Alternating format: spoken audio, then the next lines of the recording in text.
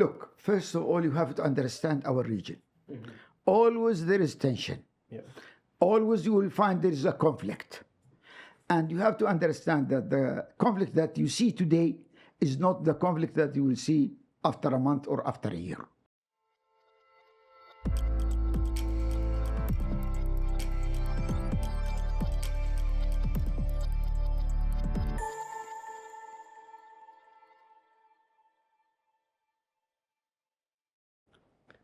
Hey guys, how are you doing? So, today we're with Dr. Ali Rashid Al Nuaimi, who's actually the member of the Chair of Defense, Interior, and Foreign Affairs Committee in the UAE. And he has also been a long-term education leader as well. So, welcome, Doctor. Hello. Well, it's an honor to have this session with you, Omar. Honestly, same here. So, let's get started because you led the education policies in the UAE, right? Well, I'm part of a team. You're part of a big team. Yes. So what did you realize that had to be changed first in the schools in the UAE so that people would modernize, so that it would Look, change for the first better? of all, you have to understand that we are in the UAE, we are part of a region that suffered a lot because of many challenges that faces humanity overall. And one of them is radicalization, extremism, and the missing opportunity for the youth. And we believe that the agent for change in any community is education. This is where, from the beginning, we got our independence in 1971. The leadership had a vision to invest in education and use education as a platform, to provide the new generation with the right tools, with the right skills, with the right attitudes, and to create from them the human being that we want to see everywhere. A human being that, believe that they should be responsible for their community, a human being that respect the rule of law, a human being who understand that we as human beings, we share so many values together. We have to look at each other with respect, with acceptance. And this is where, the educational agent did work in the UAE, where, when the country got independent, we didn't have a university. Yeah. You see, the first university we have in the country was established in 1976, but we were able to invest in that system. Sometimes some people, they are shocked when they see that, females are the majority in our educational system at the higher education.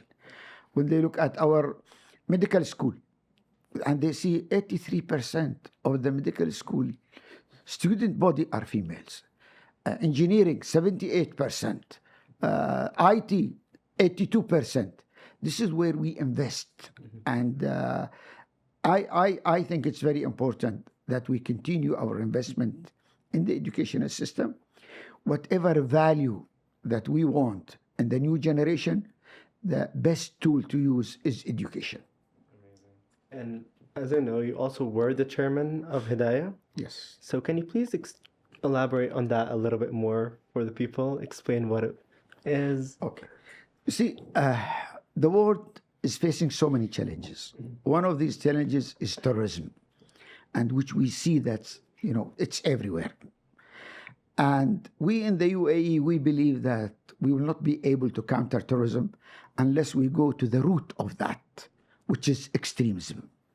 And we believe that no single nation will be able to counter extremism and terrorism by itself. We need the engagement of the international community.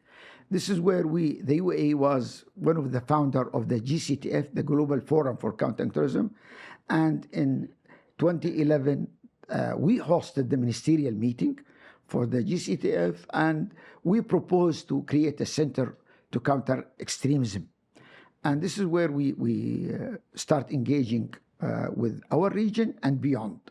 Our focus actually was on capacity building for many countries related to countering extremism, and also developing a national CV plan. We work in Africa, Central Asia, Southeast Asia, and Europe, and we believe that it's a common responsibility. You have to understand this, that terrorism is a threat to all of us. And it's a cross-border. And we see many challenges coming from those who use religion as an ideology to serve their political agenda by focusing on using violence against civilian. And this is where Hidayah were able to play a role. When ISIS also started in Iraq and Syria, we had a role to play, especially with those, the family of the terrorist fighter, when they returned to their country, and some of the fighters also, the terrorist fighters. So we were able to develop rehabilitation program with many countries. For the people who were in ISIS. Yes, who were in ISIS, for the families, for the terrorists themselves in many countries. And this is a gap that we had to engage in because we saw that no one is interested to do so. But we did, and we did a great job. We have program in many countries, especially in, for example, Tunisia, in Morocco, in Indonesia, Central Asia, with Iraq also. So you learned from those people who came back. You learned what got them there in the first place, or how did you study the person themselves? Well, look, first of all, we know how did they get in. You know, Yes, it's you know, the idea that those people, you know, especially most of them are youth, their mind and heart was hijacked by using Islam, you see, to approach them, to hijack their mind and heart and use them to serve the political agenda of what their aim to create the caliphate again. This is why Abu Bakr al-Baghdadi, the first thing he did when he was in Al-Mosul, he went to that mosque and announced that he created the caliphate. So they use verses of Quran, saying of the Prophet, you know, to hijack the mind and the heart of the people. And this is where you need to engage faith leaders to explain to them that this is not Islam. Religion has nothing to do with terrorism, you see, and to correct, you know, the way that they understand the religion. And, you know, we were very successful in engaging all the stakeholders, getting faith leaders, getting public figures, getting psychologists, getting relatives, you know, to try to rehabilitate those who went through that process of being a terrorist. I see. And as you know, there are a lot of tensions that are happening in Yemen, maybe because of terrorists, as you mentioned, or maybe because of political issues. And as you know, there are a lot of tensions right now with Saudi Arabia. So where do you see those tensions leading to in the next year or two? Okay. Look, first of all, you have to understand our region. Always there is tension. Always you will find there is a conflict. And you have to understand that the conflict that you see today is not the conflict that you will see after a month or after a year. Our region has been suffering. We used to talk about Gaza. Later on, we talk about Sudan. We talked about Yemen. We talked about the Sahel. We talked about Horn of Africa. We talked about Syria. We talked about Iran, Afghanistan. This is the region. You have to adopt and understand that region. The challenge is this: how to create your own path through a region of conflict. You see, where you will be able to create stability, prosperity for the people, for everyone. This is where we in the UAE we were very successful in creating a model different than the rest of the region, a model that very diverse. You have to know that we in the UAE, we as Emirati, we are almost 15% of the population. 85 are expat. And these 85, they belong to more than 200 nationality. All religion in the world, you will see them in the UAE. You see, different color, different ethnic, but everyone feel safe, respected, accepted as they are. We don't ask anyone to come and change. This is unique in our region. This is where we want everyone to feel that they are welcome and they can fulfill their dream in the UAE as long as they respect the rule of law. You know, sometimes people, they are shocked when they find out that there is more than 75 licensed church in the UAE. When they found out that there is, you know, a Hindu temple, Sikh temple, Buddhist temple, synagogue, and people all are living in peace and harmony. This is the challenge that our region is facing. But that's inside of the UAE itself, right? Yes. Not outside. But Ishraez, I wanted to ask you, because a lot of people online are saying, well, the UAE is causing maybe stability inside, but instability outside. Okay. Right. Look, in Yemen, for example, we were in Yemen with two missions. The first mission, that was the call from our Saudi neighbor, which we joined them. We fought on two fronts, in the southern Yemen and also on the Saudi border. Our forces there were to protect the Saudi. We left in 2019. This is the mission that we used to do with the Saudi. The second mission, which we left last December, was a mission with the United States, with France, UK, sometimes NATO participate, and the Saudi. But it's led by the United States. For what? To fight Al-Qaeda and ISIS. Our forces were on the ground fighting Al-Qaeda, as we did in Sudan. The American, the British are there, but mostly the American using their drone and their intelligence. But the actual forces on the ground going after Al-Qaeda was the Emirati, the UAE. Now we are out, okay? But what we left in Yemen? We left all the power stations in southern Yemen are built by the UAE. All the schools, which is running, are built by the UAE. In the south. In the south. You see, the humanitarian aid, you know, since we went to Yemen, we invested more than $7 billion in southern Yemen and in some area in northern Yemen. This is what we left. We developed the airport in many areas. We developed the ports. We didn't run them. We gave it to the Yemeni. This is what we left in Yemen. So basically you left it to the RSF forces, or who did you leave it to? Well, we left it because the Saudi asked us to leave. And we didn't want to get into a conflict that we see will not serve the UAE interest, will not serve the Yemeni interest, will not serve the Saudi interest, and will not serve the region. So when they asked us to leave within 24 hours, we said yes. And we left.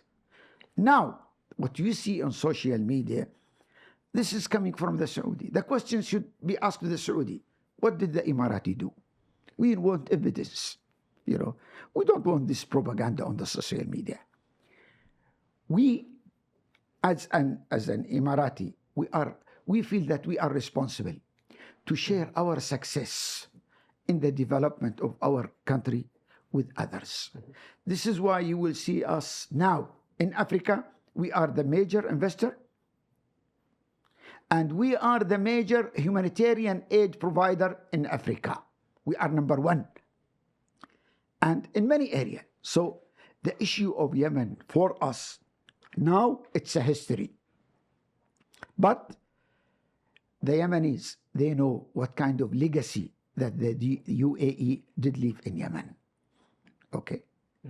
So if you ask someone in Yemen, well, what about then Sudan? Because the same thing they're accusing you, or accusing the UAE of. Look, I believe if something happened on the moon, they will say it's something bad, not good. Yeah. If something bad happened in the moon, they will say it's the UAE. Look, we have an enemy of success. We believe these are an enemy of humanity.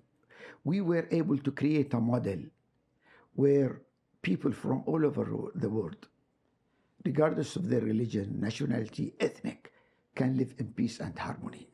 We were able to create a hub for human beings to come and live together with their differences, to respect each other. That's a challenge for those who believe in an ideology that divide us, and that I mean the Muslim Brotherhood. So all what you see, these attacks coming against the UAE, the source of that, it's the same source. It was in 2011, 2012, regardless of what's happening in the region, they always will accuse the UAE. Take Gaza as an example, okay? Gaza is a good example.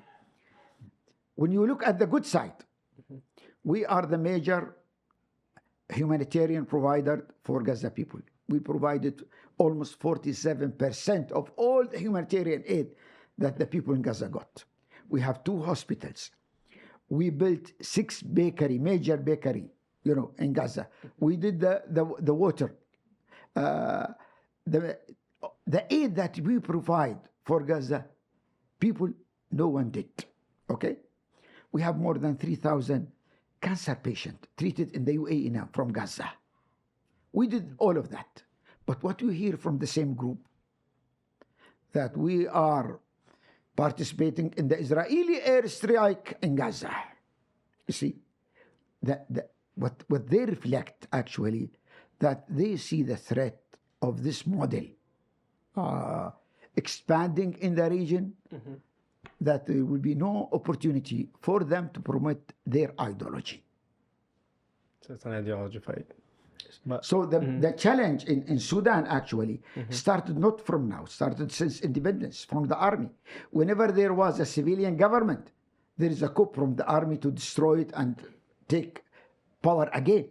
Now we are part of the group, United States, Egypt, Saudi Arabia. And from the beginning, we insisted that both sides are part of the problem. They are not part of the solution. And we should keep them away and invest in a civilian government. This is now what the United States is taking a lead in. This is what we believe is coming in the next month. And this is where we believe we have to invest.